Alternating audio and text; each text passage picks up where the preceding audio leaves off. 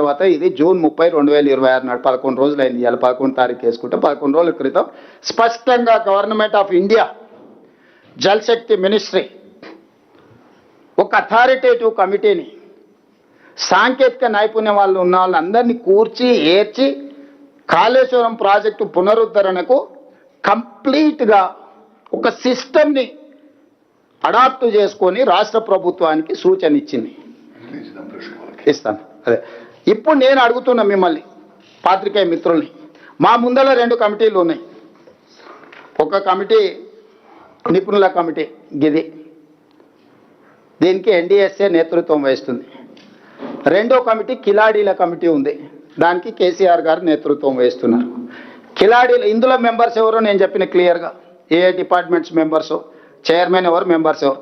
కిలాడీల కమిటీలో కేసీఆర్ గారు chairman, Harish, KTR, Rajender members. ఇప్పుడు నేను తెలంగాణ మేధావులను, రిటైర్డ్ ఇంజనీర్ల ముసుగులో ఆనాడు వాళ్ళ అవినీతిలో పీకల దాకా కూరుకుపోయినా ఈ రోజు కూడా ప్రజల్ని తప్పుదో పట్టించడానికి తెలంగాణ రిటైర్డ్ ఇంజనీర్లు అంటే మేధావులు అన్నట్టుగా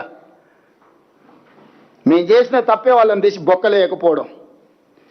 ఎందుకంటే దోపిడీలో వాళ్ళు కూడా భాగస్వాములు.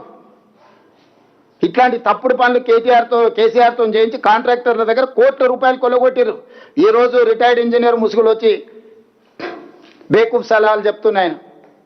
ఆ రోజు తెలంగాణ ఏర్పడ్డ ఎంబడే తెలంగాణ రాష్ట్ర ప్రభుత్వం ఏర్పాటు చేసిన కమిటీలో ఆయన సభ్యుడు, ఆ మొనగాడు గంత వహించిన మొనగాడు 21/1/2017 నాడు రిటైర్డ్ సీనియర్ ఇంజనీర్ల కమిటీతో జీవో నెంబర్ 28 ఇచ్చారు.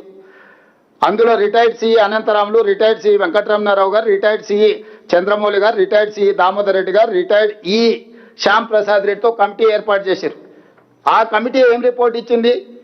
మేడిగడ్డ వద్ద బ్యారేజీ నిర్మాణం మంచిది కాదు, ఆర్థికంగా భారమే కాకుండా